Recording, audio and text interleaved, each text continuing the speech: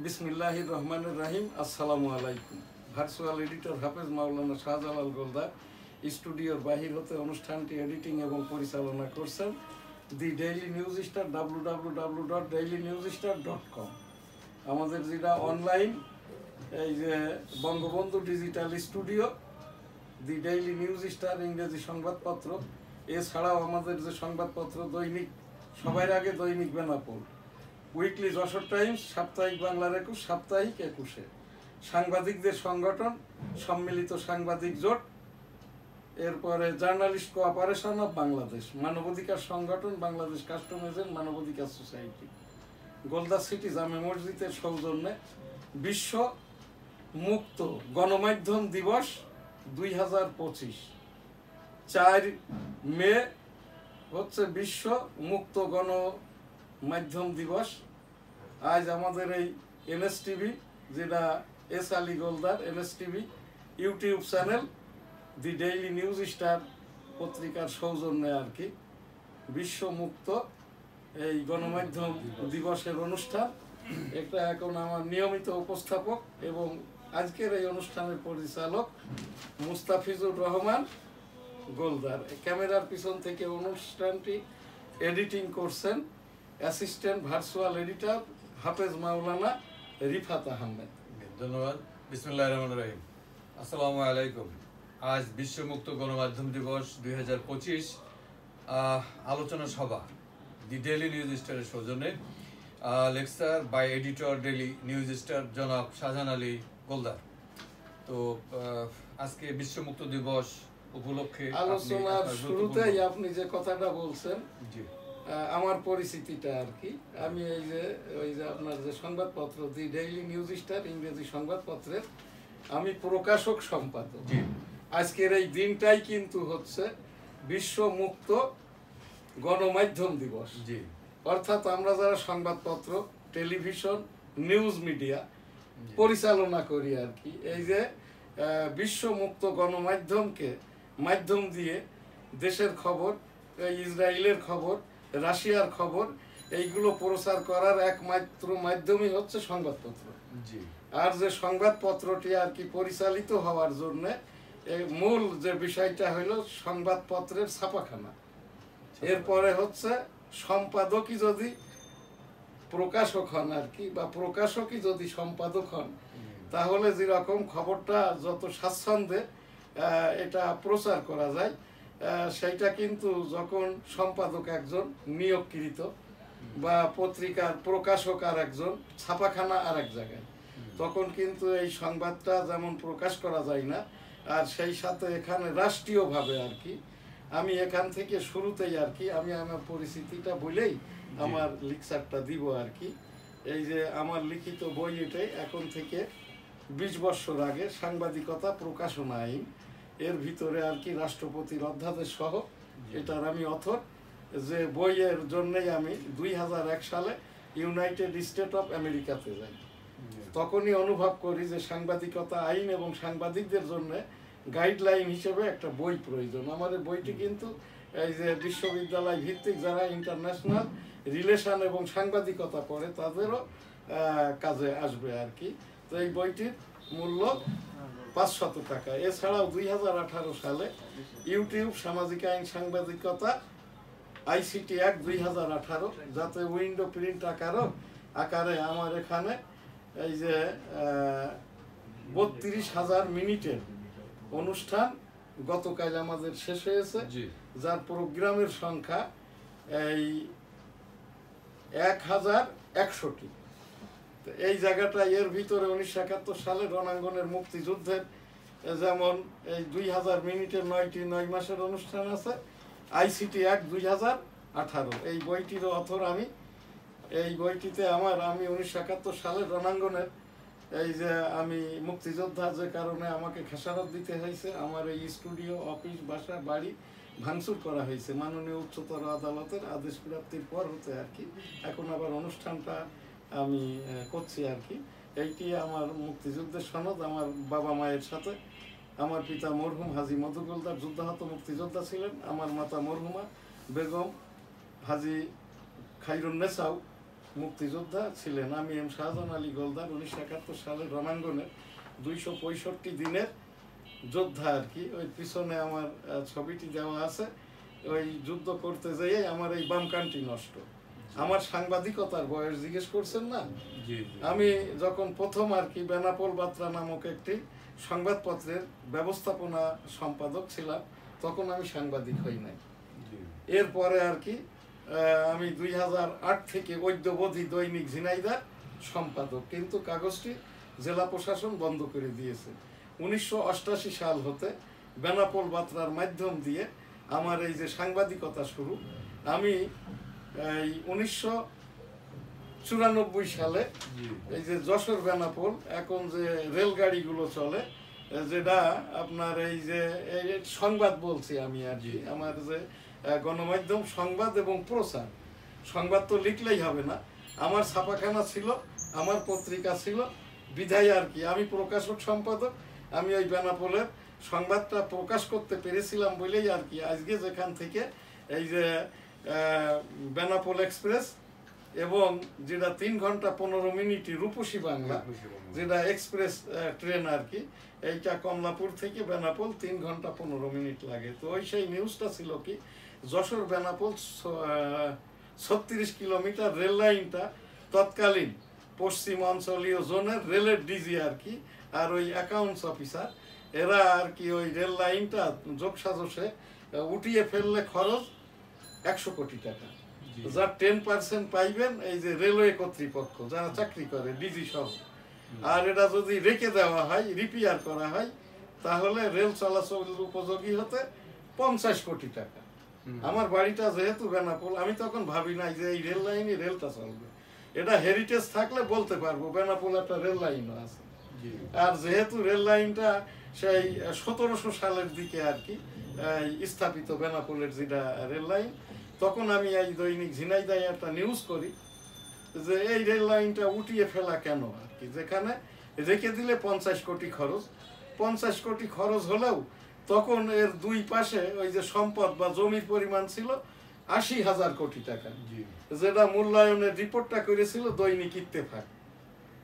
তখন আর কি এইটা নিয়ে আমাকে অনেক হুমকি দেওয়া হয়। শেষ পর্যন্ত আর কি এই যে ডিজি, সচিব এবং আমার স্থানীয় এলাকার রাজনৈতিক ব্যক্তিবর্গ, আমি সাংবাদিক হিসাবে একটা মিটিং হয়। সেখান থেকেই আর কি রেলের ডিজি মহোদয় বলেন যে ঠিক আছে রেল লাইনটা থাকবে। হ্যাঁ, তারপরে তো যাই হোক সেই রেল লাইন প্রথম চালু হয় মৈত্রী ট্রেনের মাধ্যমে, যেটা কলকাতাতে যায়।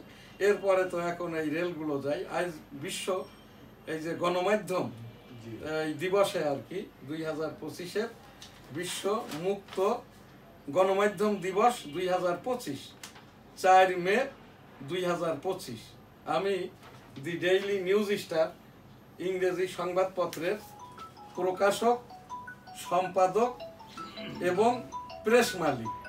তো সেই জায়গাটায় এবং এই যে দি ডেইলি নিউজ স্টার ইংরেজি সংবাদপত্রের যেটা www.dailynewsstar.com, তো এখান থেকে আমার যেটা এই যে বিশ্ব গণমাধ্যম দিবস উপলক্ষে আমি এখানটায় আর কি এই যারাই সাংবাদিক, এরাই সম্পাদক, এরাই প্রকাশক, এরাই ছাপাখানার মালিক, এইটার ওপরেই আর কি সেই ইসরায়েলে আর কি 290 জন টার্গেট কিলিং করেছে সাংবাদিকদের। এমনিই তো মেরে ফেলেছে 1.5 লক্ষের ওপরে, আহত এখনো 1.5 লক্ষের ওপরে। তো সেই জায়গাটাই আর কি সেই ইসরায়েলের প্রধানমন্ত্রী বেঞ্জামিন নেতানিয়াহুর পরামর্শে আল জাজিরা সহ বিবিসি সহ বিশ্বের অন্যতম 290 জন সাংবাদিককে আর কি এই গাজা অর্থাৎ ফিলিস্তিনে একেবারে টার্গেট কিলিং করে সাংবাদিক মেরে ফেলা হয়েছে। আমি খুব হতবাক হয়েছে।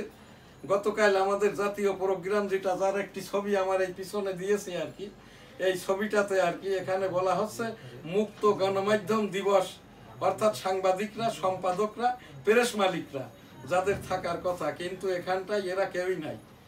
এখানটায় আর কি সামনের এই যে ছবিতে আছে জোনায়েদ সাকি সহ অন্যান্য রাজনীতিকরা, আর এখানটায় আর কি গণমাধ্যম ব্যক্তিত্ব হিসাবে যারা এককালে ছিলেন, এখন বয়সের ভারে নুজো এবং বিভিন্ন ওই যে যেমন মাহফুজা নাম, ওই রেসিডেন্সিয়াল মডেল কলেজ মোহাম্মদপুরের ওই ছাত্র খুনের মামলার আসামি। এই মতিউর রহমান নিজামী ইনিও একটা মামলার কারণে আগের সরকারের আমলে ইনি বিদেশে পালিয়ে গিয়েছিলেন। আগের সরকারের পতনের আগে মতিউর চৌধুরী ইনিও কিন্তু অতি কথক, এবং ওনার একটি পত্রিকা আছে যেটার প্রকাশক সম্পাদক মাহবুবা চৌধুরী, মতিউর রহমান চৌধুরীর মিসেস। সেই মানব জমিনেরও কিন্তু কোনো খবরে আমি দেখি নাই আর কি। এই যে গাজা উপলক্ষে এত সাংবাদিক মারা গেছে আর কি।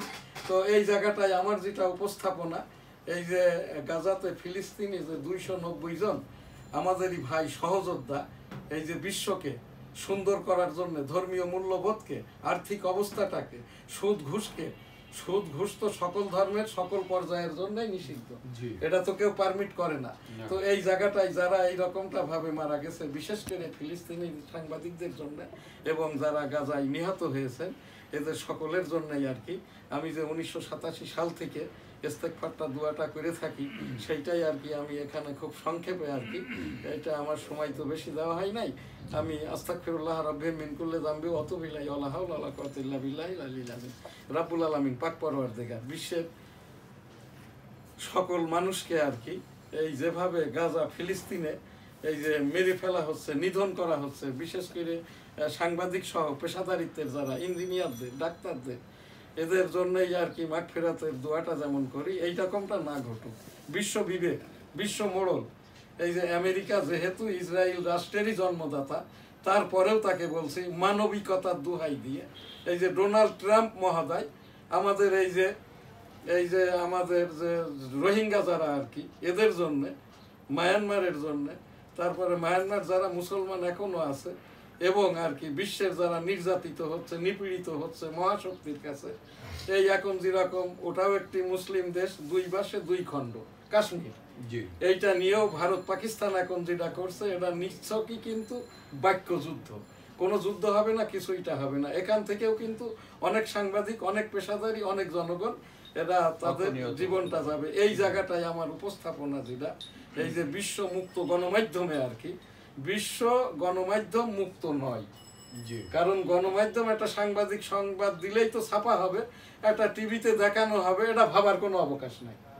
কারণ ওই গণমাধ্যমটার তো প্রকাশক সম্পাদক আছে, এদেরকে সাংবাদিকদের বলা হচ্ছে সংবাদ ছাপেন, সংবাদ কভার করতে যান, গুলি করে মেরে ফেলা হচ্ছে। আবার প্রকাশক সম্পাদকদের বলা হচ্ছে খবরটা ছাপবেন না, যেটা এখন আমার বাংলাদেশে ঘটেছে। বাংলাদেশে এখন কোনো সংবাদপত্র নাই, অ্যাক্রিডিটেশন কার্ড নাই। এই কথাটা কিন্তু কালকে কে বলবে? গণমাধ্যমের কোনো ব্যক্তিত্বই তো ওখানে নাই, যে কারণে এই কথাটা কেউ বলে নাই। আমি এই ছবিটা ইত্তেফাকে ছবিটা এখানে দিয়েছি, এটা তো বিশ্ব যারা আমার সাংবাদিক ভাইয়েরা ভীতু সন্ত্রস্ত, ভীতু হওয়ার কিছু নাই। যেরকমটা কেউ বলছে না, আমি একজন হলেও তো বলার মতো আছি। আমার সাংবাদিকতা প্রকাশনার বয়সটা 38 বছর, আমার বয়সটা এখন 66 বছর। তো এই জায়গাটাই আর কি আমি যে উপস্থাপনাটা করছি, বাংলাদেশে দায়িত্বশীল হিসাবে কোনো সংবাদপত্রের সম্পাদক প্রকাশক কর্তৃক সংবাদপত্র প্রকাশিত হচ্ছে না। এই যে নিউজ চ্যানেলগুলো এখান থেকে এই নিউজ করতে পারছে না। এখন অ্যাক্রিডিটেশন কার্ড আছে 30টি, আওয়ামী লীগের সময় ছিল 210টি, তার আগে এক সময় পত্রিকা ছিল নিবন্ধিত 4000, এখন নিবন্ধিত পত্রিকা আছে 200টি।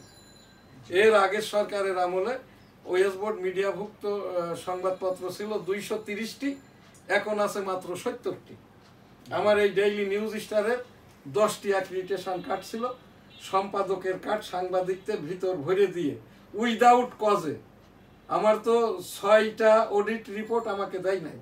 আওয়ামী লীগ সরকার মিডিয়া বোর্ড, ওয়েস বোর্ড বাদ করছিল, মাননীয় উচ্চতর আদালত মামলা বাতিল করায় আমি আবার কাগজটি ছাপছি। এই সরকার এসে আমার অ্যাক্রিডিটেশন কার্ডগুলো বাদ করছে, আমার 6টি অডিট দিচ্ছে না আর কি। এইটা আমি এই অডিটগুলো চলমান, হাইকোর্টের আদেশও মানছে না। তো এখানটা আমার এই যে বলার যে কথাটা, এই আপনার যেন কি একটা প্রশ্ন ছিল, বাংলাদেশ সাংবাদিকতা এবং আন্তর্জাতিক গণমাধ্যম যে মুক্ত, এর উপরে আপনার কি প্রশ্ন? যে বাংলাদেশের সংবাদপত্রের স্বাধীনতা, সাংবাদিক এবং সংবাদপত্রের যে স্বাধীনতা এবং আন্তর্জাতিকভাবে যে গণমাধ্যম দিবসের যে পার্থক্য বা স্বাধীনতা, আসলেও বিশ্বব্যাপী এটার ফ্রিলি বা মুক্তভাবে আমরা বাংলাদেশে যারা সাংবাদিক যারা আছি, এটা কি মুক্তভাবে কোনো আলোচনা? না না, আমাদের বাংলাদেশের সাংবাদিকতা, বিশেষ করে আপনি যদি সোশ্যাল মিডিয়া কলকাতা দেখেন আর বাংলাদেশ দেখেন, এই যে ছাত্র জনতার সরকার 2024 দেখেন, কার্গিল যুদ্ধ পূর্ব দেখেন, বর্তমান দেখেন, চাইনা ভারত যুদ্ধ দেখেন পূর্বের, বর্তমান হুমকি দেখেন। এইটা দেখলেই বোঝা যাবে আমরাই একমাত্র সাংবাদিকতাটাও করি, প্রকাশক সম্পাদক হিসাবে সংবাদপত্রও আর কি এই জায়গাটাই আমরা প্রকাশ করি আর কি, এই বাংলাদেশ হিসাবে। তো এই জায়গাটাই বাংলাদেশ সরকারের প্রতি আমার একটাই উপস্থাপনা, মাননীয় রাষ্ট্রপতি, মাননীয় এই যে এই প্রধান উপদেষ্টা বরাবর আর কি, সাংবাদিকতার জায়গায়, আইনের জায়গায় আজকে যেমন এই যে এই আইন মন্ত্রণালয় থেকে মাননীয় উচ্চতর আদালতের পক্ষ থেকে প্রধান বিচারপতি মহোদয় বলেছেন যে কমিশনগুলো হচ্ছে ইমপ্লিমেন্ট সহজতর নাই। আমি সুপ্রিম কোর্টের একজন রেভিনিউ লয়ার হিসেবে অনেক পূর্ব থেকেই বলছি এইগুলো সব পরবর্তী সরকারের আমলে ইমপ্লিমেন্টেশন হবে। তো এই জায়গাটাই আমার এই যেটা গতকাল সারাদিন দেখার পরে বাংলাদেশের প্রেক্ষাপটে আমরা সবাই ভীতু সন্ত্রস্ত। আমাকে অনেকে ফোন দিয়েছে, আমিও ফোন দিয়েছি। এখন যিনি স্বঘোষিত আর কি তথ্য উপদেষ্টা হয়েছেন মাহফুজ আলম, এই ছেলেটা তো প্রথম প্রধান উপদেষ্টার প্রেস সচিব হয়, তারপরে নাহিদ ইসলামের জায়গায় স্থলাভিষিক্ত হয়েছে স্বঘোষিতভাবে। এইটা আইনগত সিদ্ধ হবে কি হবে না এটা মাননীয় প্রধান বিচারপতি আজ বলে দিয়েছেন আর কি। এগুলোর বৈধতা নিতে হবে পরবর্তী সরকার থেকে, অর্থাৎ ডক্টর মোহাম্মদ ইউনূস মহোদয়ের পরে যারা আর কি এই উপদেষ্টা হয়েছেন, ডক্টর মোহাম্মদ ইউনূস মহোদয় কৃত কমিশন বাদে যারা যুক্ত হয়েছেন এরা সকলেই কিন্তু আজই বলেছেন, অর্থাৎ গতকাল আজ সংবাদে এসছে মাননীয় প্রধান বিচারপতি এগুলোর কোনো বৈধতা সিদ্ধতা পাবে না। তার মানে আমি যে কথা বলছি, এখন আমাদের তথ্য সম্প্রচার উপদেষ্টা নাই, এখানে কার্যক্রম করতে হবে ওই মাননীয় প্রধান উপদেষ্টার আদলে, এবং এখানটায় আর কি সচিব মহোদয়, অতিরিক্ত সচিব মহোদয় মামলা মকদ্দমা ইত্যাদি কার্যক্রমগুলো করবেন। তো এই জায়গাটায় আমার যে উপস্থাপনা, আমার এই দেশের যারা রিয়েলি সাংবাদিক আছেন, এই যেরকম একজনই এখন এই দেশটাই যে সাংবাদিক আর মুক্তিযোদ্ধা হিসাবে আমি ফজলুর রহমান সাহেব, জেডাই খান পান্না, আমি তো এই যে মাইনর ফ্রিডম ফাইটার MFF শ্রেষ্ঠ এম শাহজাহান আলী গোলদার, আর ওই জেডাই খান পান্না সাহেব ওনার ওই সনদটা এখনো ইন্ডিয়ার থেকে আনে নাই বিধায় ওনাকে তো আর কথা, উনি নিজেই কথা বলতে পারছেন না। আর এই যে ফজলুর রহমান সাহেবও আর কি আগের মতো করে আর কথাটা বলতে পারছেন না। এখন ওই প্রশ্ন করলেই সাংবাদিকরা বা উপস্থাপকরা বলছেন এখন তো সময়টা বোঝেন তো, মুক্তিযোদ্ধা হলেও তো এই করতে করতে সময় শেষ। কিন্তু আমি যেহেতু নিজেই মুক্তিযুদ্ধ করতে যেয়ে আমার কানটা নষ্ট, এই মুক্তিযুদ্ধের ওপরে 2024-এর ওপরে এই যে গতকাল যেটা আপনার ওই যে এই কোন ছেলেটাকে না গাজীপুর অ্যাটাক করছে, ওর কি নাম জানো, হাসনাত, হাসনাত। এই যে দেখেন আপনাকে একটু দেখাই আর কি, এই যে এইটা কিন্তু নিউজ না, এটাকে বলা হয় ক্যাপশন। ক্যাপশন, এর কোনো নিউজ নাই, অথচ কিন্তু এই দেশটাকে সুন্দর করে দিয়েছে যারা, তাদের অন্যতম হচ্ছে এই যে হাসনাত, এই এখন যিনি নতুন দল করেছে এনসিপি আহ্বায়ক, এই যে আমাদের নাহিদ ইসলাম, আর একটা ছেলে আছে ওই যে উত্তরবঙ্গের ওই এই যে সমন্বয়কারীদের এই একজন আর কি সার্জিস আলম। তো যাই হোক আর কি, এই ছেলেটার যেহেতু ওই জায়গাটাই আহত করছে, একটা এখান থেকে একটা মিথ্যা সংবাদ কালকে প্রচার করা হয়েছে, এইটা কিন্তু ওই ইউটিউবে সোশ্যাল মিডিয়াতে এইটা আবার দেখিয়েছে টিভি চ্যানেলগুলো আর কি, প্রাইভেট টিভি চ্যানেল, সেইটা বলছে এই অ্যাটাক করেছে এরা সব ছাত্রলীগের। কিন্তু খবর যখন হতে হবে গণমাধ্যমে, যখন মুক্ত গণমাধ্যম যেহেতু, এই জায়গাটা তো আর ভয় নাই, এখানটাই হবে কিন্তু নিষিদ্ধ ঘোষিত এই যে ছাত্রলীগরাই এটা এক্সপেক্ট করা হচ্ছে। সম্ভাবনায় কোনো খবর হয় না, কিন্তু সম্ভাবনার কোনো খবর আমি ছাপি না। এই জায়গাটাই ওই হাসনাতকে যে মেরেছে আর কি, যতক্ষণ না পর্যন্ত ধরা হচ্ছে মেরেছে কোন জায়গাটায়, হাতে পায়ে মাথায় গলায় নাকি যতক্ষণ ফুটেজে না আসছে ততক্ষণ তো আর ছবি না দিতে পারলে কি খবর হবে? লিখতে পারবো। তা এই জায়গাটায় এইটাই মিথ্যা কথা আর কি, যেহেতু ছাত্রলীগ নিষিদ্ধ, ছাত্র শিবির নিষিদ্ধ, ছাত্রলীগ তো আর নিষিদ্ধ হওয়ার পরেও কোনো বিশ্ববিদ্যালয় দখল করে বসে যায় নাই। শিবির তো ঢাকা বিশ্ববিদ্যালয় দখল করে নিয়েছে, শিক্ষক হিসেবে, ভাইস চ্যান্সেলর হিসেবে ঢাকা বিশ্ববিদ্যালয় দখল করে নিয়েছেন যিনি আর কি, ওনার নামটাও আমি জানি না। এটা বলছে কারা? এটা বলছে কিন্তু ইসলামিক অন্যান্য দলগুলো যারা নিবন্ধন নেয়নি। এই ইসলামিক দল বলতে কিন্তু যারা বাংলাদেশের নিবন্ধন নিয়েছে এরা রাজনৈতিক দল, আর যারা নিবন্ধন নেয় নাই এরাই ইসলামিক রাজনৈতিক দল। এদিকে বলবে ইসলামিক রাজনৈতিক দল জামাত ইসলাম, আবার বাংলাদেশের নিবন্ধন নিবেন, এইটা আমি মানতে রাজি না। আমি যেহেতু আইনজীবী, আমি এগুলোও কিন্তু খবর।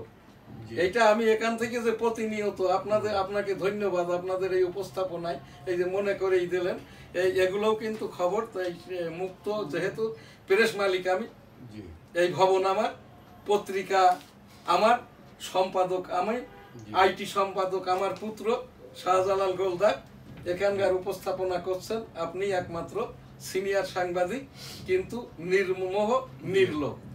রাষ্ট্রকে, জনগণকে, ধর্মীয় মূল্যবোধকে, নিজেদেরকে বাঁচানোর জন্য, দেখার জন্য, বুঝার জন্য, শোনার জন্য আপনি ছাত্র জনতার, আপনার ছেলে মেয়ের সাথে এই যে ছাত্র জনতা সরকারেরও একজন অংশীজন, আমিও অংশীজন, আমার ছেলে মেয়েরাও এই যুদ্ধে আর কি অংশগ্রহণ করেছে 2024-এর ছাত্র জনতা। এটাকে আমি বলবো জনযুদ্ধ। এই যুদ্ধটা হয়েছে ভোটের বিরুদ্ধে, এই যুদ্ধটা হয়েছে ভোটের জন্য, অর্থাৎ ভোটের পক্ষে, দুর্নীতির বিপক্ষে, দুর্নীতি যাতে কেউ না করতে পারে, ধর্মীয় মূল্যবোধের পক্ষে, অর্থাৎ পাক কালাম হাদিস ইত্যাদি। এইটাই তো আমরা তো এই মূল্যবোধই করেছি, এখন ওই জায়গাটাই আছি। আমার এই সমর্থনটা নাহিদ ইসলাম আহ্বায়ক, এনসিপি, নিবন্ধন প্রয়োজন নাই। এই এনসিপির মাধ্যম দিয়েই গণভোটটা হবে এই দেশে। আর এই দেশের সরকার ব্যবস্থাটা এখানটাই আর কি রাষ্ট্রপতি শাসিত হোক। আমি নাহিদ ইসলাম বরাবর উপস্থাপন করছি এই ছাত্র জনতা সরকারের ওপর, সরকার ব্যবস্থাটা রাষ্ট্রপতি শাসিত করে নিয়েই আর কি এখানটায় গণভোট দিয়ে এরপরে এই দেশের যে সরকার ব্যবস্থা আসবে সেই সরকার ব্যবস্থার প্রধানমন্ত্রী হবে নাহিদ ইসলাম। যে এই ছেলেটা নির্মোহ নির্লোভ, এটাও কিন্তু খবর। এটা কিন্তু কেউ বলছে না, সবাই পাশ কাটিয়ে যাচ্ছে। এদের নিবন্ধন নেওয়াটাই কিন্তু ভুল হবে। যেটা কথাটা আমি বলেই আসছি, নির্বাচন কমিশন তালিকাভুক্ত করবে এনসিপি কে। যদি নিবন্ধন নিতেই হয় ওই নিবন্ধন এরাই যেয়ে দিয়ে আসবে ওদের অফিসে। ওদের তো অফিস নাই, অস্থায়ী একটা অফিস নিচে বাংলা মোটর। হ্যাঁ, এই প্রয়োজন হলে নির্বাচন কমিশনের সাথেই আর কি এনসিপির অফিস করে দিবে, তালিকাভুক্ত করবে, গণভোট করবে। এই যে প্রধানমন্ত্রী শাসিত সরকারের জায়গায় রাষ্ট্রপতি শাসিত সরকার হবে। সেই সরকারের এই যে এখন রাষ্ট্রপতি কে হবে? ডক্টর মোহাম্মদ ইউনূস মহোদয়। আর যদি ভালো লোক খুঁজে না পাই, আমি তো ইতিপূর্বেও কন্টেস্ট করেছি, আমাকে রাষ্ট্রপতি পদের জন্য মনোনয়ন ফর্ম দেওয়া হয় নাই। আমি নিজেই আর কি 18 কোটি জনগণ যদি মনে করে আমাকে যোগ্য, আমি ওই কি রাষ্ট্রপতি শাসিত রাষ্ট্রপতি হওয়ার জন্য প্রস্তুত আছি। সকল রকমের শিক্ষা দীক্ষা, ধর্মীয় মূল্যবোধ এরকমের ওপরে আমার প্রস্তুতিটা আছে, এটাও কিন্তু খবর। তা এই জায়গাটাই আর কি আমি ওই সেই খবরের মাধ্যম দিয়ে যাতে আমাদের গণমাধ্যমগুলো এই খবরটাই আর কি ব্যাপক আকারে প্রচার করে। এনসিপি কে নিবন্ধন নয়, নির্বাচন কমিশনই তালিকাভুক্ত হবে। আর এই মর্মে আর কি আদেশটা দিবেন মাননীয় উচ্চতর আদালতের প্রধান বিচারপতি, এটাও কিন্তু খবর। আর ওই গাজায় যারা আর কি সাংবাদিক খুন হয়েছে, বিশ্ব আন্তর্জাতিক এই যে মুক্ত গণমাধ্যম যারা পরিচালনা করছে, এদের পক্ষ থেকে আর কি বেঞ্জামিনের বিরুদ্ধে মার্ডার কেস করবে। আর যদি কেউ না করে, আমি এখান থেকে উপস্থাপনা করে রেখেছি, ওইটাই আর কি আমি অ্যানেক্সার আকারে একটা অভিযোগ দায়ের করে রাখবো এই যে আন্তর্জাতিক মুক্ত গণমাধ্যম যারা পরিচালনা করছে নেতৃবৃন্দ, তাদের উপরে আর কি। এই জায়গাটাই এখানে সময় কয় মিনিট গেছিল? 24। ও আচ্ছা, তাইলে এখানে সময় তো আর নাই, অনেক সময় নিয়ে ফেলেছি। আমি এই জায়গাটাই এখন বাংলাদেশের প্রেক্ষাপটে, এখন তো অ্যাক্রিডিটেশন কার্ড আছে 30টি, সংবাদপত্র 70টি। আর এখানে কোনো এই যে যেগুলো আমাদের নিউজ পোর্টাল 250-র মতো, এগুলোর কোনো নবায়ন দিচ্ছে না। জি। নতুন করে যেগুলো আবেদন ছিল এগুলোরও নিবন্ধন দিচ্ছে না। একমাত্র এই বাংলাদেশে স্টুডিও করে আমার এই www.dailynewsstar.com এবং এই যে ইউটিউব চ্যানেল, এটাও আমি জাতীয়ভাবে প্রচার করে আসছি 2017 সাল থেকে। তো এখানটাই আমার যেটা উপস্থাপনা আর কি, আমাদের এই সংবাদপত্রকে, গণমাধ্যমকে, অর্থাৎ সম্পাদক, প্রকাশক, প্রেস মালিকদেরকে, প্রেস ফ্রিডমটা যদি আমাদের সাংবাদিকদের পক্ষ থেকে এই যেরকম জাতীয় প্রেস ক্লাব দখল করে নেওয়া হয়েছে, রিপোর্টার্স ইউনিটি, তারপরে হচ্ছে ওই যে ডিআরইউ, এর যে 2 অংশ, এগুলো সব দখল করে নিয়েছে। এখানে কোনো সাংবাদিক নাই। আর তার এই বাস্তব নমুনা আমার পিছনের এই ছবিটি। এটা গণমাধ্যম মুক্ত দিবসের অনুষ্ঠান হলেও মনে হচ্ছে এটা রাজনৈতিক একটি সংগঠনের কোনো এই প্ল্যাটফর্ম বা প্রচারের অনুষ্ঠান আর কি। আমি 1988 সালের থেকেই সাংবাদিকতা প্রকাশনা করতে যে বিড়ম্বনায় পড়েছি। আমার অ্যাক্রিডিটেশন কার্ড ফারুক আবদুল্লাহ নামক অতিরিক্ত সচিব, তখন স্বরাষ্ট্র মন্ত্রণালয়ের অতিরিক্ত সচিব ছিলেন, বাংলার 21 আমার এই পত্রিকার অ্যাক্রিডিটেশন কার্ড মিডিয়া বাদ করে। তারপরে আওয়ামী লীগের আমলেও, এখন তো আমার একটি অ্যাক্রিডিটেশন কার্ডও নাই ইত্যাদি। এই রকমটা সারা বাংলাদেশের সকল সম্পাদক, প্রকাশক, সাংবাদিকরা মন খুলে কথাটা বলতে পারছেন না। একমাত্রই আমি যাকে মনে করছিলাম সাংবাদিক হিসেবে, ওই সেই মাসুদ কামাল, এই ব্যক্তিটাও কিন্তু গতকালের এই অনুষ্ঠানে নাই। তাদেরকে ভিড়তে দেওয়া হয় নাই, ওই মুখ ফসকে আর কি। এই যে মাসুদ কামাল সাহেব মুক্তিযোদ্ধার কথা বলে, ধর্মীয় মূল্যবোধের কথা বলে, ভোটের কথা বলে, এনসিপির কথা বলে, আওয়ামী লীগের কথা বলে, যে কারণটাই আর কি এই দেশটার ওপরে তো ঘাড়ে চেপে বসেছে। এখানটায় এক শ্রেণীর লোক যেমন বলছেন ডক্টর ইউনূস মহোদয় রাষ্ট্রপতি হোক, আমি বলছি নাহিদ ইসলাম প্রধানমন্ত্রী হোক, প্রধানমন্ত্রী শাসিত জায়গায় রাষ্ট্রপতি শাসিত হোক। হ্যাঁ, ওই যেরকম আমি বিভিন্ন জায়গায় বিভিন্ন কথা বলছি, তো এগুলো সবই কিন্তু খবর। এই জায়গাটার থেকে, এই সব কিছুর থেকে, বিশেষ করে সাংবাদিক আমাদেরকে যাদেরকে মেরে ফেলা হচ্ছে, সম্পাদক, প্রকাশক যারা জিম্মি করা হচ্ছে, প্রেস মালিকদেরকে ছাপতে দেওয়া হচ্ছে না, এদের প্রতিও আর কি যাতে করে একটু সারা বিশ্বব্যাপী এই যে বিশ্ব মডেল যে সংগঠন আর কি, বিশ্ব মুক্ত গণমাধ্যম দিবসে আমি এই যে বিশ্ব মুক্ত গণমাধ্যমের যারা পরিচালনা পরিষদ বিশ্বব্যাপী আর কি, তাদের প্রতি আমি আর কি আমার এই উপস্থাপনা করে রাখছি। আর এখান থেকে এখানে আমার আর বলার নাই, সময়ও দিচ্ছেন না। তো আমি এখান থেকে আজকের প্রোগ্রাম আমার মতো করে শেষ করার আগে দিয়ে, আমি তো এখন বর্তমান পীর বা শিক্ষক, আমি মুরিদ করি না, আমি একটু এই ইস্তেগফার এর দোয়াটাই করব বিশ্ব মানবতার জন্য। আস্তাগফিরুল্লাহ রাব্বি মিন কুল্লি যামবি ওয়া আতুবু ইলাইহি ওয়া লা হাওলা ওয়া লা কুওয়াতা ইল্লা বিল্লাহিল আলিয়্যিল আযীম। রব্বুল আলামিন পাক পরওয়ারদিগার, আমাদের দেশের বরেণ্য রাজনীতিক এই যে বিএনপি চেয়ারপারসন বেগম খালেদা জিয়া আগামীকাল এই দেশে চিকিৎসা শেষে আসছে। সুস্থ স্বাভাবিকভাবে বেগম খালেদা জিয়া দেশে আসুক, রব্বুল আলামিন সেই তৌফিক তার পরিবারের প্রতি দিন, ধৈর্য ধরার জন্য দিন। এবং এখানে যারা আর কি ওই যে তাকে রিসিভ করার জন্য যাবেন, সম্বর্ধনা দেওয়ার জন্য, আপনারাও আপনাদের মহাসচিব মহোদয় যে কথাটা বলেছেন ওই নির্দেশনা মোতাবেকই গণসম্বর্ধনাটা দিবেন আর কি। এই জায়গাটায় আমি উপস্থাপনা করলাম। আলহামদুলিল্লাহি রাব্বিল আলামিন আর রহমানির রহিম মালিকি ইয়াউমিদ্দিন ইয়াকা না'বুদু ওয়া ইয়াকা নাস্তাঈন ইহদিনাস সিরাতাল মুস্তাকিম সিরাতাল লাযিনা আন'আমতা আলাইহিম গায়রিল মাগদুবি আলাইহিম ওয়া লাদ-দাল্লিন। আমিন। আমাদের পরবর্তী অনুষ্ঠান ডেইলি ভিউজ আমরা এখনই শুরু করব। হ্যাঁ, ডেইলি ভিউজের অনুষ্ঠানটাও আমি আপনার শুরু করে দিচ্ছি। এর আগে দিয়ে আমাদেরকে যারা সহযোগিতা করে আসছে